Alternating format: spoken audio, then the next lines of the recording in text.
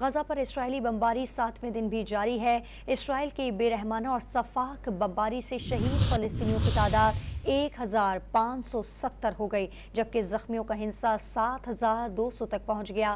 عالمی میڈیا کے مطابق غزہ پر اسرائیلی بمباری میں 2500 سے زائد مکانات تباہ ہو گئے اور 30,000 سے زائد مکانات کو جزوی نقصان پہنچا۔ اسرائیلی بربریت میں بے گھر ہونے والے فلسطینیوں کی تعداد 3,38,000 تک پہنچ گئی۔